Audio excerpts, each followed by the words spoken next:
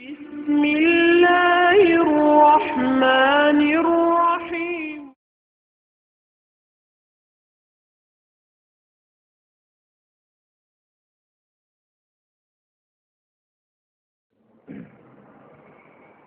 الحمد لله رب العالمين، والصلاة والسلام على أشرف الأنبياء والمرسلين وعلى آله وأصحابه ومن تبعهم بإحسان إلى يوم الدين، وسلم تسليما كثيرا. اللهم لا علم لنا إلا ما علمتنا، وعلمنا ما ينفعنا، وزدنا علما وتقوى وصلاحا. اللهم أصلح لنا شأننا كله، ولا تكلنا إلى أنفسنا طرفة عين ولا أقل من ذلك. اللهم آت نفوسنا تقواها وزكها أنت خير من زكاها، أنت وليها ومولاها. اللهم يا معلم إبراهيم علمنا، ويا مفهم سليمان فهمنا، إنك عليم خبير. Kaum muslimin dan muslimat, hadirin dan hadirat, saudara-saudari jemaah salat maghrib Masjid Al-Ihsan, Komplek Islamic Center Bangkinang yang dirahmati oleh Allah. Kemudian saudara-saudari para pendengar radio yang dirahmati oleh Allah Subhanahu wa taala. Assalamualaikum warahmatullahi wabarakatuh. Alhamdulillah, kembali kita bersyukur kepada Allah Subhanahu wa taala di mana kita masih diberi kesempatan oleh Allah untuk melanjutkan tugas hidup kita di permukaan bumi ini, memberikan kesempatan, kemampuan, kemudahan untuk beribadah kepada Allah Subhanahu wa taala. Salah satu ibadah yang tentunya tidak kurang nilainya dari ibadah-ibadah kita yang lain, yaitu kita sekarang ini berkumpul di dalam rumah Allah untuk mencari ridha Allah, untuk mendapatkan pahala dari Allah Subhanahu wa taala. Semoga apa yang dijanjikan oleh Rasulullah sallallahu alaihi wasallam di dalam hadisnya yang sahih, bahwasanya tidak sekelompok manusia atau kaum muslimin berkumpul di salah satu rumah Allah yang tujuannya membaca ayat-ayat Allah, mempelajari ayat-ayat Allah, kecuali Allah akan turunkan ketenangan. Allah berikan kepada mereka ketentraman, kelapangan jiwa, ketentraman hati. Semoga apa yang dijanjikan ini kita dapatkan. Kemudian dinaungi oleh malaikat, diliputi oleh rahmat, dan dibanggakan oleh Allah kepada penghuni-penghuni langit. Semoga semua yang dijanjikan oleh Rasulullah SAW dalam hadis tadi merupakan kenyataan yang kita dapatkan dalam kehidupan kita. Saya, bapak-bapak dan ibu-ibu dan para pendengar dimanapun saudara-saudari berada, semoga Allah Subhanahu wa taala memberkahi hidup kita, menjadikan kita orang-orang yang selalu diridhai oleh Allah. Ucapannya, perbuatannya, tindakannya selalu dijaga oleh Allah Subhanahu wa taala. Kita pun berdoa, semoga perkumpulan kita di masjid ini dan duduknya saudara-saudari kita dimanapun mereka berada mendengarkan radio Al-Quran dan dakwah, untuk sama-sama diberi keberkahan oleh Allah Subhanahu wa taala. Allah berkahi dan Allah jadikan perpisahan kita nantinya perpisahan yang selalu dijaga oleh Allah Subhanahu wa taala. Kita lanjutkan kajian akidah kita, yaitu dalam keimanan kepada Allah Subhanahu wa taala. Pada ayat surat Hud yang telah kita pelajari pada pertemuan yang lalu, bagaimana Allah menegaskan kepada kita sebuah keyakinan, yaitu keyakinan bahwasanya rezeki kita di tangan Allah. Rezeki semua makhluk di genggaman Allah Subhanahu wa taala. Allah yang akan membentangkan, Allah pula yang menyempitkan. Allah memberikan kepada sebagian, Allah pula yang mempersulit untuk sebagian yang lain. Ini mesti diyakini. Karena Allah yang menyatakan dalam ayat ini, وَمَا مِنْ دَابَّةٍ فِي الْأَرْضِ إِلَّا عَلَى اللَّهِ رِزْقُهَا. Surat Hud ayat 6. Surat Hud ayat 6, bahwasanya ini sebuah keyakinan yang mesti diyakini oleh orang-orang yang beriman. Dan ini pula yang membuat dia tentram hidupnya. Karena ketika dia berupaya, berusaha, tentu yang ia dapatkan dari usahanya itu sekadar yang telah ditetapkan oleh Allah. Tidak bisa lebih. Dan juga tidak akan berkurang. Karena sudah ditetapkan oleh Allah Subhanahu wa taala. Kita dituntut untuk berusaha. Ketika itu juga kita dituntut untuk memasrahkan kepada Allah Subhanahu wa taala. Ini hakikat tawakal kepada Allah Subhanahu wa taala. Pada pertemuan yang lalu kita sempat memperbincangkan tentang tidak ada satupun di antara manusia yang mengenal perkara gaib, mengetahui ilmu gaib. Sampai Rasulullah sallallahu alaihi wasallam tidak mengetahui yang gaib. Sampai Rasulullah SAW tidak mengetahui yang gaib.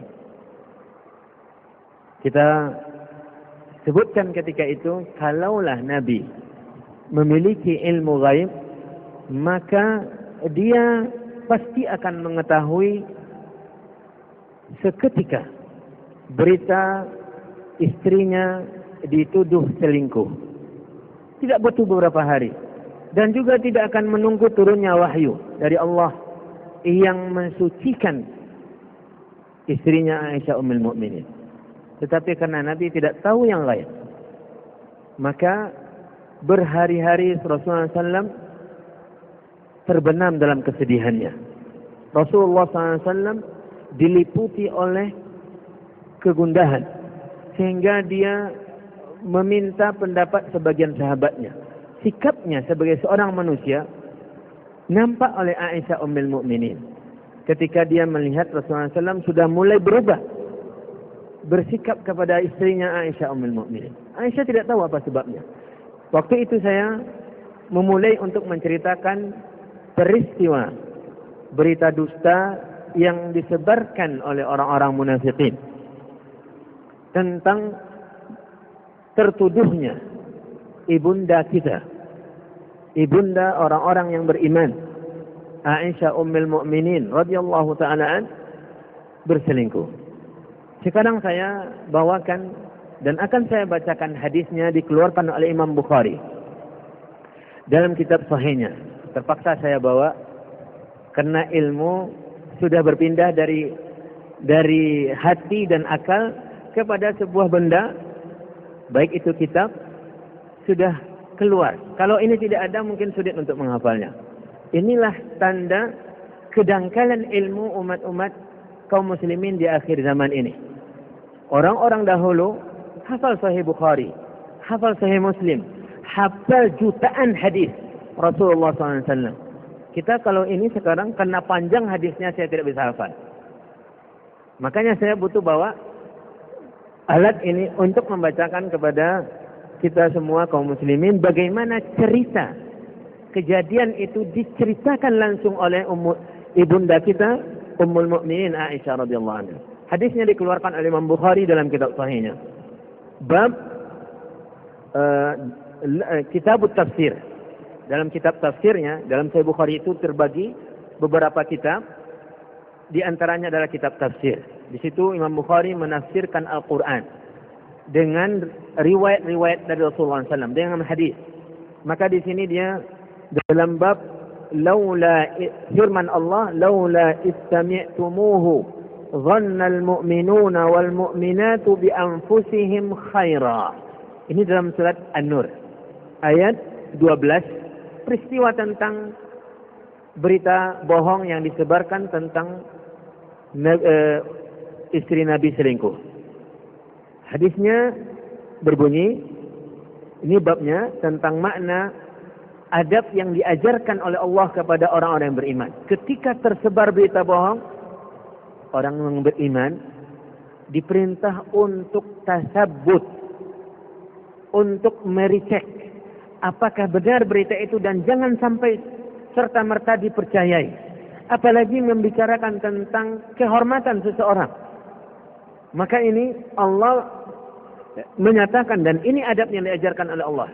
Laula istami'tumuhu dhannal mu'minuna wal mu'minat bi anfusihim khaira. Ayat surah An-Nur ayat 12. Kalaulah seandainya ketika kalian mendengar berita itu, kenapa kalian tidak menganggap ini sebuah musibah? Berita yang seharusnya kalian cek dan dicek apakah benarnya. Anggap ini sebuah bencana yang menuntut untuk lebih berhati-hati untuk mempercayai berita tersebut. Ini yang diajarkan oleh Allah Subhanahu wa taala. Masuk kita kepada cerita, diceritakan diriwayatkan dari Aisyah Ummul Mukminin. Zaujin Nabi sallallahu alaihi wasallam hina qala laha ahlul ifki ma qalu. Ketika penyebar berita dusta menyebarkan berita dusta tentang Aisyah Ummul Mukminin. Fabarra'aha Allahu mimma qalu. Lalu Allah membersihkan tuduhan tersebut dari Aisyah Ummul Mukminin. Diturunkan kesuciannya. Diturunkan kesucian Aisyah, bersihnya dari tuduhan tersebut. Lalu Aisyah bercerita, kana Rasulullah sallallahu alaihi wasallam idza arada an yakhruja aqra'a baina azwajihi. Ini siapa yang bercerita? Aisyah. Rasulullah SAW sebagaimana biasa ketika ia ingin melakukan sebuah perjalanan, karena istri lebih dari satu, jangan istri muda saja dibawa terus, tetapi Rasulullah SAW mengundi di antara istri-istrinya.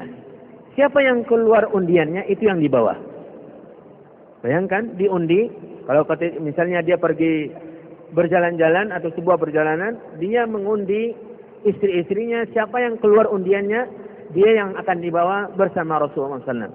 Pada perjalanan ini, Aisyah yang keluar undiannya. Maka dialah yang dibawa oleh Rasulullah SAW. Fa'ayyatuhunna kharaja sahmuha kharaja biha Rasulullah sallallahu alaihi wasallam ma'ah. Barang siapa yang keluar undian, dia yang dibawa oleh Rasulullah SAW berjalan atau melakukan perjalanan. Qalat Aisyah. Aisyah melanjutkan. Fa aqra'a bainana fi ghazwatin ghazaha. Maka Rasulullah SAW mengundi di antara kami untuk sebuah perjalanan, yaitu peperangan. Menuju sebuah peperangan. Diundi oleh Rasulullah SAW antara istrinya, siapa yang keluar undian dia yang dibawa oleh Nabi untuk ikut berperang, ikut bersama Nabi berperang.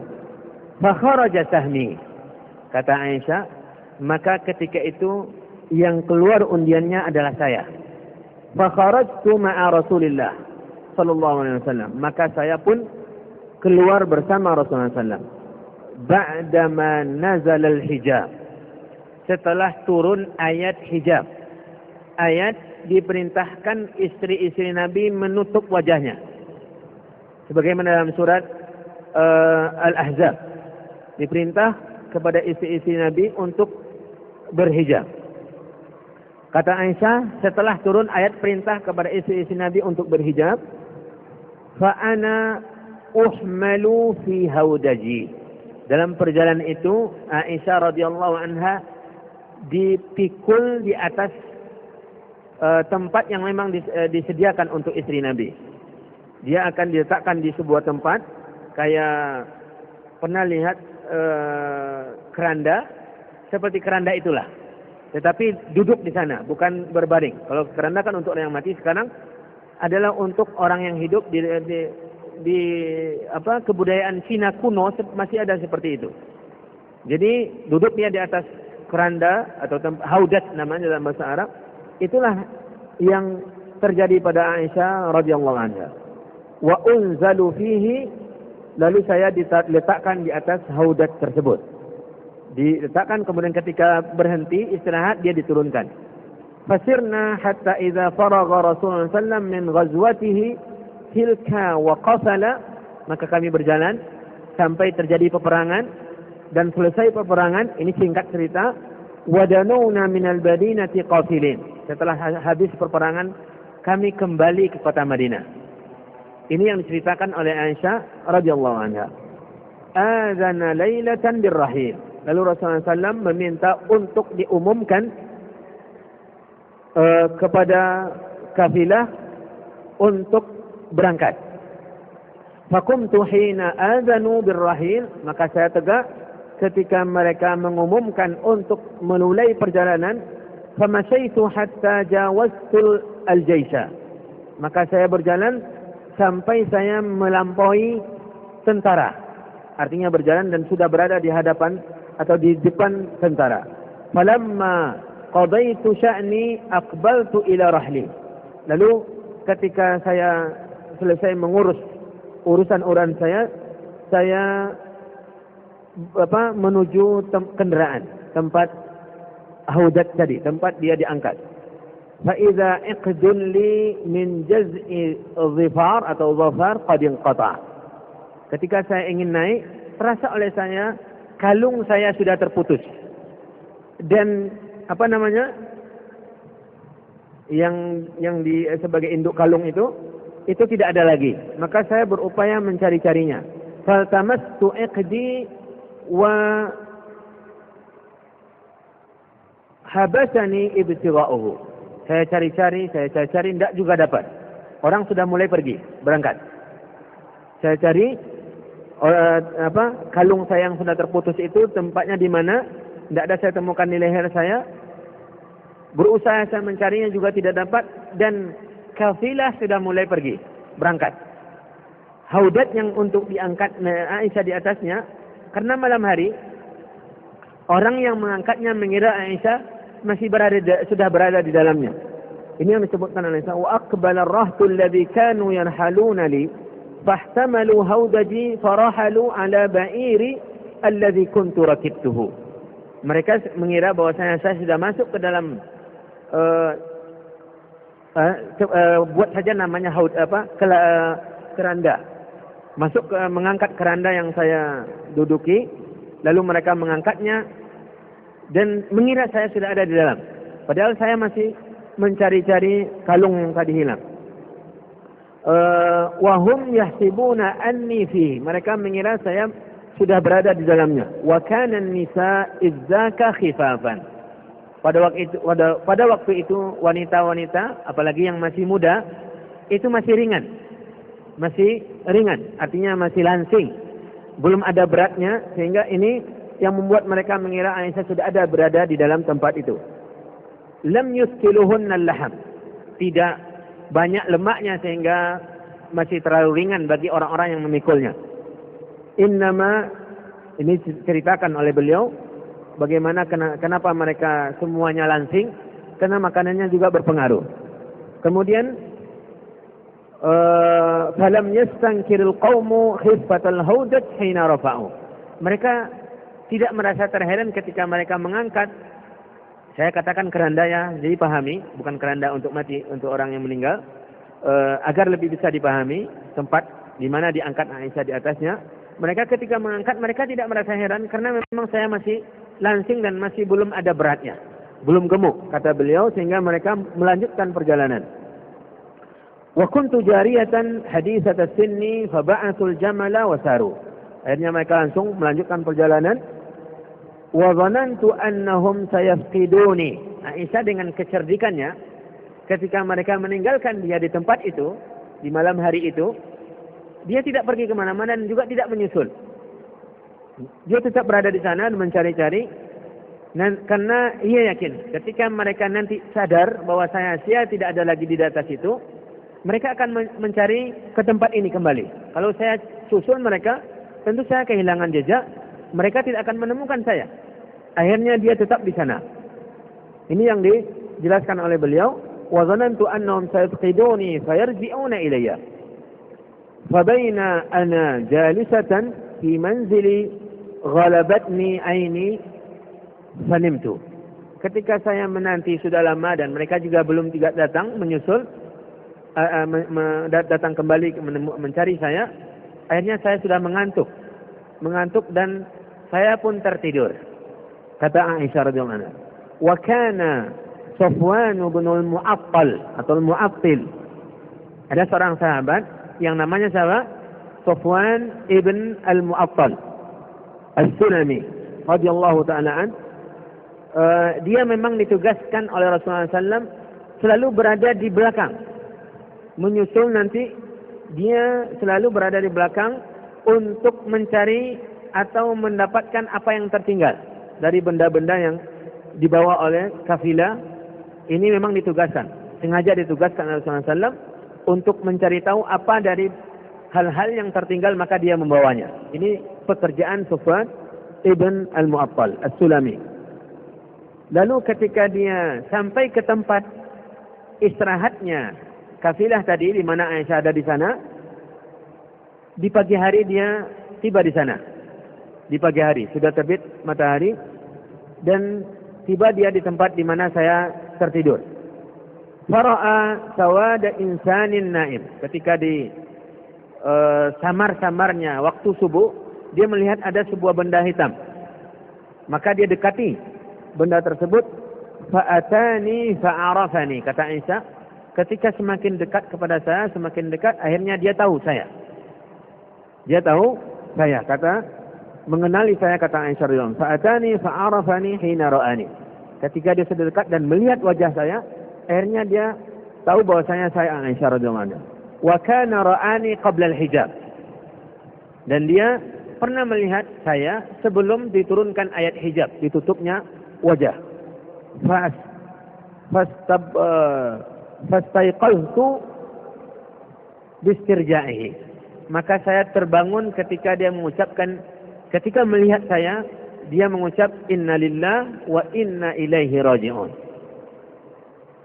Terperanjat Safwan bin Mu'attal melihat Ummul Mukminin berada di sana tengah malam dan tertidur di sana. Saya waktu itu masih tertidur ketika dia melihat wajah saya. Kemudian saya terbangun karena mendengar ucapan istirja'nya, ucapan innalillahnya Safwan bin Mu'attal. Kemudian ketika saya sadar, akhirnya saya langsung menutup wajah saya. Menutup, fakhammartu wajhi bijilbabi. Lalu saya tutup wajah saya dan wa wallahi, kata Aisyah, demi Allah, ma kallamani kalimah. Safwan bin Mu'attal tidak berbicara kepada saya walau satu kalimat pun. Tidak ada dia berbicara.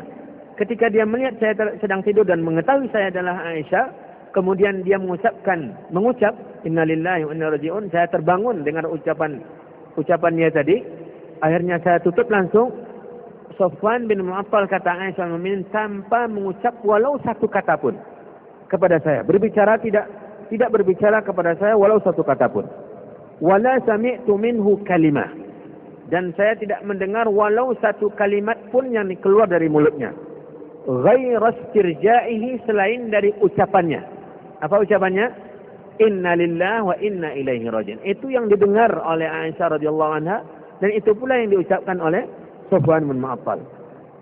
Dia ketika melihat Aisyah dan sudah terbangun, dia turunkan atau dia tidurkan atau dudukkan untanya. Hatta anakhara rahilah. Dia dudukkan untanya. Fawati'a ala yadayya farakibtu. Ketika saya melihat dia menudukkan untanya, saya pahami dia menyuruh saya untuk naik ke untanya. Maka saya naik, kata Aisyah radhiyallahu anha. Fantalaqa yaqudu bi rahilah. Nah, maka dia memegang kekang atau tali yang mengikat untanya dan dibawanya, dibimbingnya unta tersebut membawa saya di atasnya. Ini yang diceritakan oleh Aisyah radhiyallahu anha. Hatta atainal jaish. Sampai kami bisa menyusul tentara. Ba'dama nazalu, ketika mereka sudah beristirahat di tempat yang lain.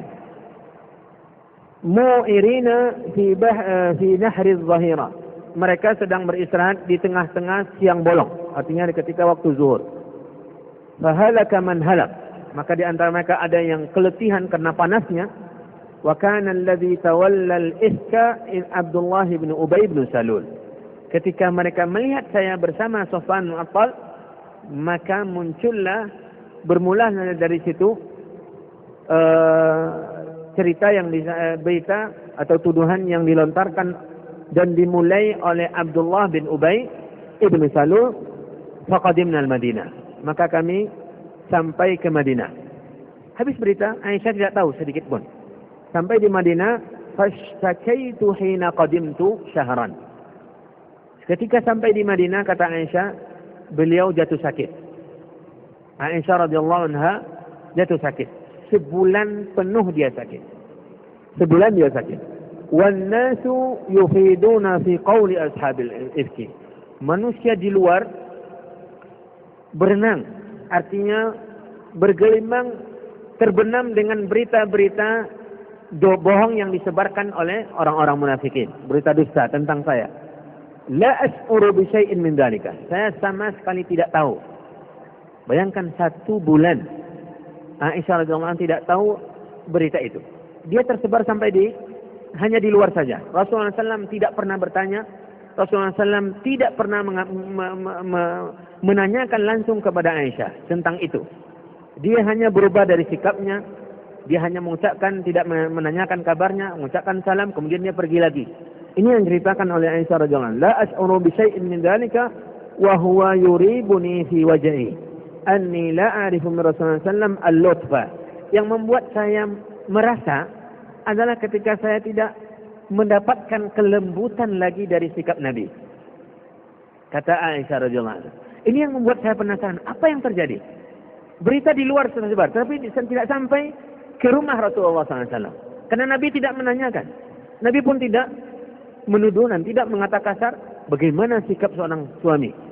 Dia berupaya mencari tahu tentang kebenaran berita itu terlebih dahulu. Walaupun sebagai seorang manusia, dia masih tertekan. Ini yang membuat Aisyah merasa heran kenapa Nabi sudah berubah sikapnya.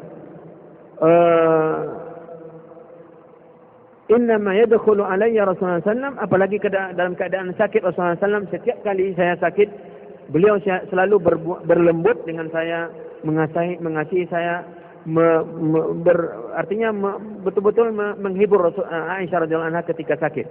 Tetapi kali ini tidak ditemukan dan tidak didapatkan oleh Aisyah sikap Nabi yang seperti itu. Kemudian kita singkat ceritanya, sampai suatu ketika Aisyah radhiyallahu anha meminta untuk dikirimkan ke rumah orang tuanya. Artinya di sana biarlah saya sakit di sana, engkau sibuk ya Rasulullah SAW, biarlah orang tua saya mengurus. Maka Rasulullah SAW pun mengizinkan. Maka kembalilah Aisyah radhiyallahu anha ke rumah orang tuanya. Pada satu malam, kata beliau, fakharajat ma'i Ummu Mistah. Pada satu malam, Ummu Mistah, salah seorang kerabat Abu Bakar Siddiq, keluar menemani saya untuk buang hajat.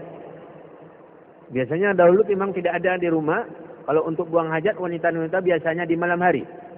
Maka ditemani oleh Ummu Mistah, Aisyah radhiyallahu anha untuk keluar membuang hajatnya. Wa kunna la nakhruju illa lailan. Kami untuk buang hajat itu tidak akan buang hajat kecuali di malam hari, agar tertutup pandangan manusia. Sehingga ini yang dilakukan oleh Aisyah radhiyallahu anha. Wa dzalika qabla an tattakhidha al-qunufa qariban min buyutina. Itu sebelum dibuatkan tempat buang hajat di suatu rumah atau ruang di dekat rumah. Kalau dahulu tidak di padang pasir dan dibawa di malam hari itu, sehingga tidak dilihat oleh orang-orang. Kemudian keluarlah mereka. Fantalaqtu ana wa Ummu Mistah, dan keluarlah saya bersama Ummu Mistah, wa hiya ibnatu Abi Ruhmin ibnu Abi Manaf, wa ummuha bintu Sakhrin Sakhri ibni Amir khalatu Abi Bakr. Yang jelas Ummu Mistah ini adalah kerabat Abu Bakar. Dan Mistah anaknya ini selalu diberi oleh Abu Bakar nafkah karena kerabat, dan selalu karena Abu Bakar orangnya dermawan, kemudian dia orang kaya juga, maka Mistah selalu diberi nafkah oleh beliau. Kemudian ketika mereka keluar, Ummu Mistah ini tersandung kakinya, kemudian dia mengucapkan ta'isa Mistah, celakalah Mistah. Aisyah heran, kenapa orang tua ini mendoakan kecelakaan untuk anaknya. Sehingga dia bertanya, ini luar biasa perkataan kamu ini. Masa anak kamu sendiri kamu doakan kecelakaan? Dan ini banyak sekarang orang tua mendoakan kecelakaan anaknya. Sumpah serapa, padahal seharusnya orang tua mendoakan kebaikan kepada anaknya. Ini enggak, sedikit saja anaknya berbuat salah, langsung keluarlah sumpah serapa, celakalah, matilah, disambar geledeklah, pokoknya keluar, apalagi orang ibu-ibu ini. Maka ini yang terjadi, memang ini sifat ibu-ibu. Dari zaman Nabi pun sudah ada. Ketika anaknya berbuat salah, ini yang terjadi. Ta'isa Mistah, kata ibunya. Celakalah Mistah. Aisyah radhiyallahu anha terheran. Sehingga terbukalah rahasia itu. Ummu Mistah, awalnya dia mengira Aisyah sudah tahu berita itu. Sehingga dia pun terheran. Lalu diceritakanlah tentang peristiwa yang sudah tersebar di luar, bahwasanya Aisyah dituduh selingkuh. Saya kena cerita, hadisnya sangat panjang sekali menukilkan cerita ini. Akhirnya Rasulullah SAW, Aisyah radhiyallahu anha baru merasakan betapa terhimpitnya dia. Bayangkan, dia sedang sakit, bahkan sebulan beliau sakit, kemudian ditimpa oleh bencana ini lagi, dituduh berbuat selingkuh, berbuat bejat, berbuat perbuatan tercela. Bagaimana perasaannya? Sehingga dia menangis sejadi-jadinya. Ini yang ceritakan oleh beliau, sampai katanya, saya tidak merasa lagi ada air mata. Sebelumnya ini tidak pernah menangis. Walaupun sakitnya parah, dia tidak pernah menangis. Tetapi ketika bencana ini sampai kepada dia, akhirnya dia menangis sejadi-jadinya. Bahkan dia mengatakan, serasa tidak ada lagi air mata. Wala yarfa'u li dam'un. Saya sudah tidak merasa ada lagi air mata di mata saya untuk saya keluarkan. Menangis sejadi-jadinya tentang bagaimana sedihnya dia. Kemudian dia berdoa kepada Allah Subhanahu wa taala, berharap semoga Allah Subhanahu wa taala memberitahu nabinya, mengilhamkan kepada nabinya bahwasanya dia berlepas diri dari berita tersebut. Tidak ada, dia suci dari tuduhan tersebut. Ini yang diharapkan, dan selalu berdoa, dan bahkan dia minta kepada orang tuanya, ibunda, ayahanda, tolong sampaikanlah kepada Nabi. Kalian tahu siapa saya? Ayah dan ibu tahu siapa saya. Tidak mungkin saya melakukan itu. Tetapi karena memang berhadapan dengan Nabi, dan Nabi sendiri pun sudah kebingungan. Nabi bingung ketika itu, dan bahkan meminta pendapat para sahabat-sahabatnya, Usama, Ali radhiyallahu anhuma, ditanya bagaimana seharusnya saya lakukan. Siapa yang tidak merasa sedih ketika istrinya dituduh selingkuh? Maka Aisyah radhiyallahu anha berharap kepada Allah, meminta kepada Allah agar Allah menurunkan kepada Nabi ilhamnya, bukan wahyu, menyampaikan, memberitahu Nabi bahwasanya dia suci dari tuduhan bari'ah, anni bari'ah. Kemudian setelah berhari-hari lamanya turunlah surat An-Nur, surat yang menurunkan kebebasan atau kesucian, berlepas dirinya Aisyah radhiyallahu anha dari tuduhan tersebut. Dan ini dibacakan oleh Rasulullah SAW langsung kepada Aisyah radhiyallahu anha. Tapi Aisyah tidak merasa apa-apa ketika Nabi yang membacakan. Karena dia namanya manusia pun, dia tidak merasa Nabi punya keutamaan kepada dia tentang kesuciannya itu. Dia tidak bergembira antara Nabi menyampaikan, tetapi dia mengucapkan sebuah perkataan yang luar biasa. Dia mengatakan, wala sya'ni fi nafsi. Ketika Allah turunkan kesuciannya dari langit melalui ayat-ayat tadi, Aisyah mengatakan, wala sya'ni fi nafsi. ahwanu min an yunzilallahu fiyya ayatan tutla. Diri saya terlalu hina, katanya. Diri saya terlalu hina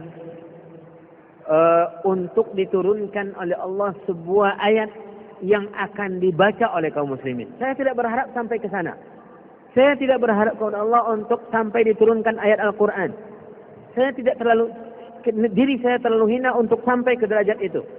Kata Aisyah radhiyallahu anha, yang saya harapkan Allah memberitahu nabinya bahwasanya saya berlepas diri dari tuduhan itu.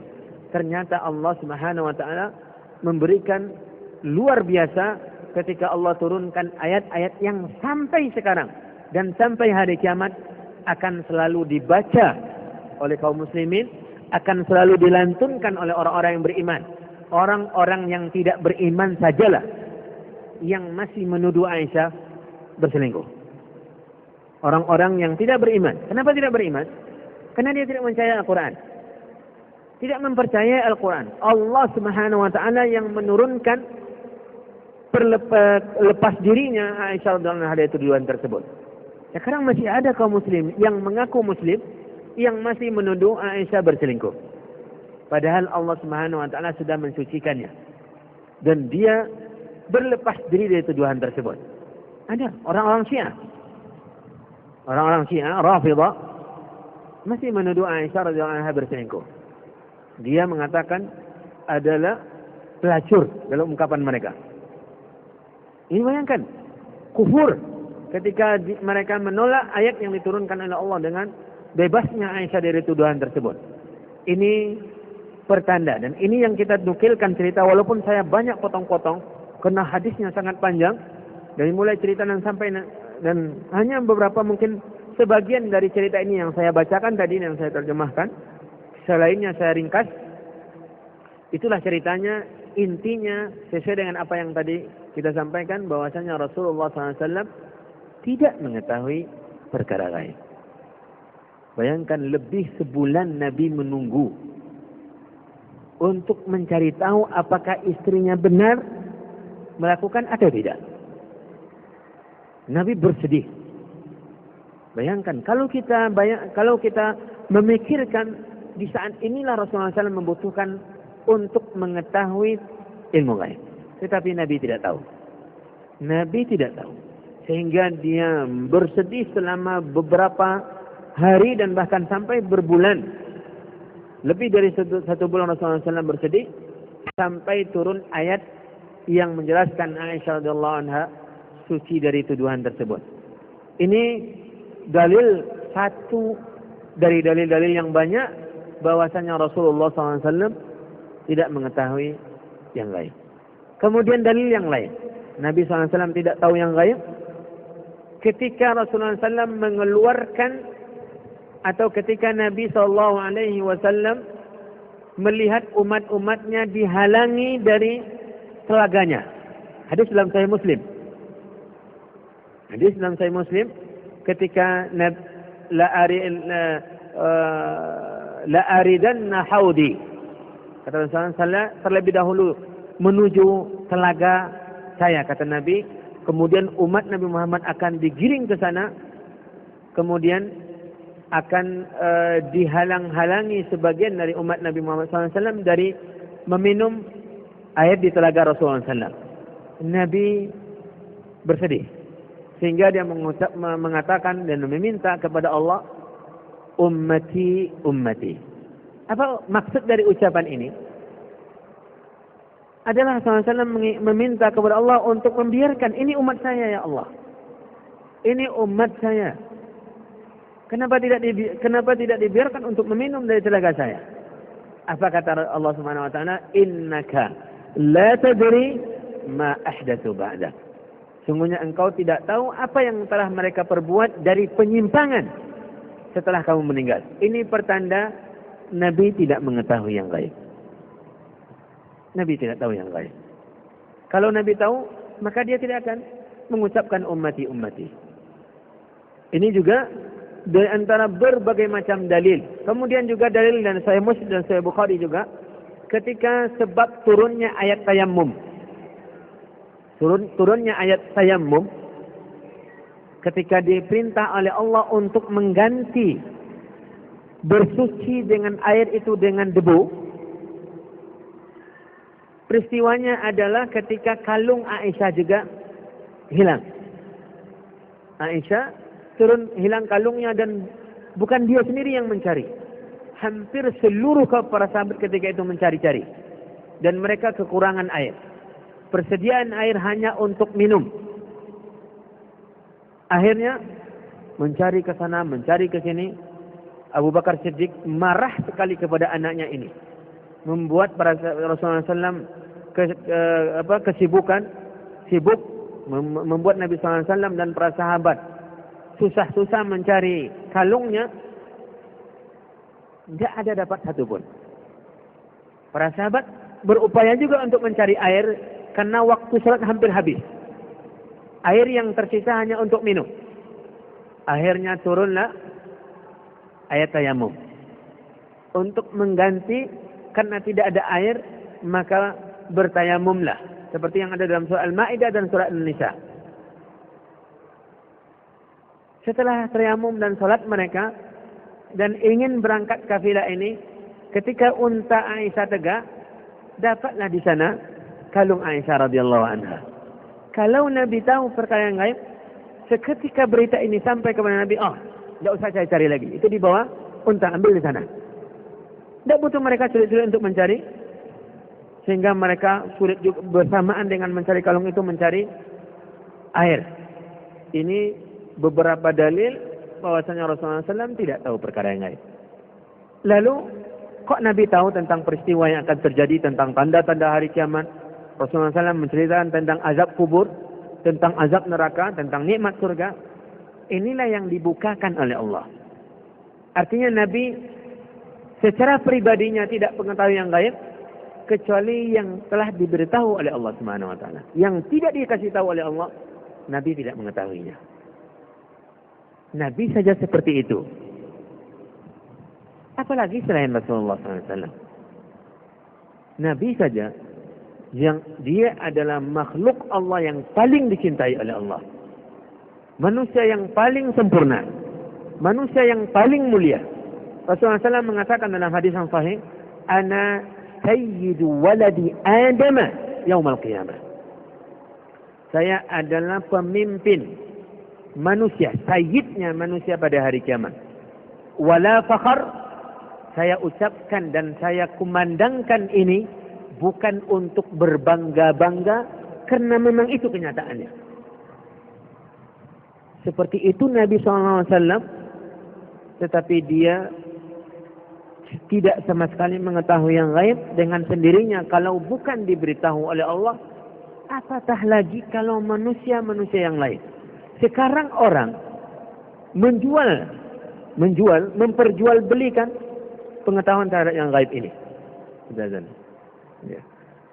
Intinya, kisah yang tadi kita sampaikan dan waktu juga tidak memungkinkan, menandakan bahwasanya perkara yang gaib adalah ilmu Allah Subhanahu Wa Taala. Maka sikap kita sebagai seorang yang beriman, siapapun juga, walau bagaimanapun tingkat kesolehannya, walau bagaimanapun ciri dan pakaiannya, kalau berbicara tentang perkara yang gaib, iman kita pasti menolak. Iman kita pasti menolak. Orang yang tidak beriman sajalah yang meragukan ini. Tentang menetapkan saja hari kiamat terjadi pada tahun ini. Ini adalah suatu perkara yang gaib. Maka orang beriman tidak mungkin terpengaruh oleh berita-berita gaib. Semoga Allah Subhanahu Wa Taala membukakan kepada kita pintu-pintu ilmu yang diridhai oleh Allah Subhanahu Wa Taala, memudahkan kita untuk menjalani agama Allah, dibukakan oleh Allah kepada kita sunnah Rasulullah SAW dan kita jalani dalam kehidupan kita. Wallahu ta'ala alam wa sallallahu wa sallama ala nabiyyina Muhammadin wa ala alihi wa sahbihi ajma'in. Kita tutup dengan baca subhanakallahumma wa bihamdika asyhadu an la ilaha illa anta astaghfiruka wa atubu ilaik. Wassalamualaikum warahmatullahi wabarakatuh.